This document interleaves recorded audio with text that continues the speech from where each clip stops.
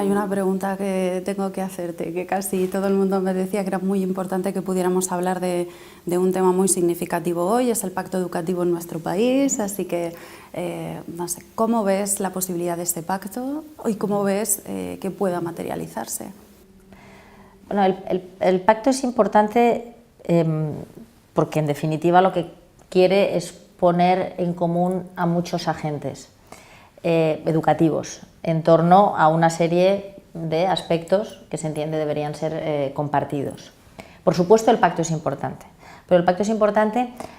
siempre y cuando no solamente se agreguen agentes estrictamente educativos. Yo creo que en la conversación acerca de la sociedad del aprendizaje, en la que el sistema educativo es una parte importantísima, tienen que participar muchísimos otros agentes, es decir, no pueden ser solamente determinados grupos, sino que tiene que ser muchísimo más amplio, lo cual sin duda añade complejidad a la consecución del pacto, pero yo creo que es muy importante escuchar otras voces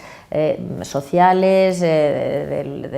empresariales, del mundo del trabajo, del mundo laboral, que se establezcan de verdad esas sinergias que planteaba antes, de ese ciclo, de esa cadena de valor, de creación de talento que no termina nunca y que empieza al principio de la vida de las personas, ¿no? Entonces yo creo que de alguna manera el pacto le dé visibilidad a ese concepto de que en una sociedad del aprendizaje lo primero que debe ser es una sociedad educadora, o sea, asumir esa función de educadora y por consiguiente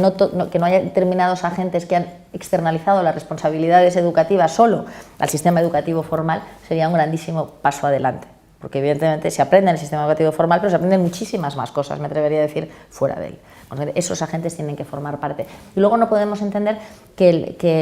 el pacto sea el final de nada. Es decir, el pacto es sentar las bases de un principio. Parece como el dorado. Es decir, hablamos del pacto y parece que ya hemos llegado al final a la resolución de algún problema. No, el pacto, el posible pacto, el deseado pacto, lo que nos va a dar es una base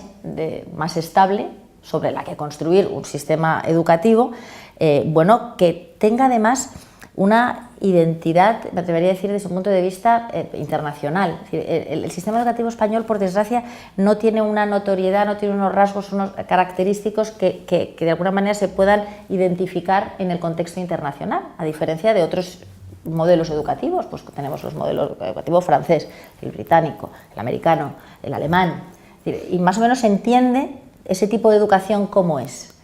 Pero, por desgracia, el sistema educativo español, o sea, el modelo educativo español no tiene unas señas de identidad que lo hagan reconocible por parte en un contexto global. Yo creo que también es muy importante porque eso va asociado al desarrollo de nuestra lengua y bueno, eso tiene muchísimas connotaciones incluso ya en el mercado productivo, etcétera, ¿no?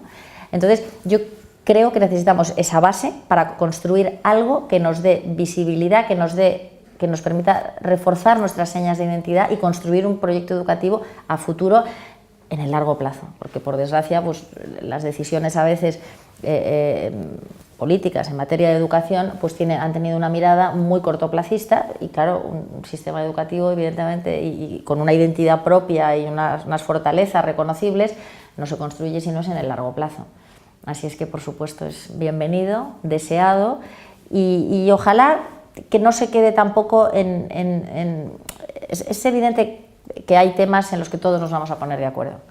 y son importantes, pero también a veces somos capaces de ponernos de acuerdo en cuestiones que es un poquito más complejo ponernos de acuerdo y que también son importantes. Así es que, bueno, pues ojalá se haga educación con mayúsculas y no política.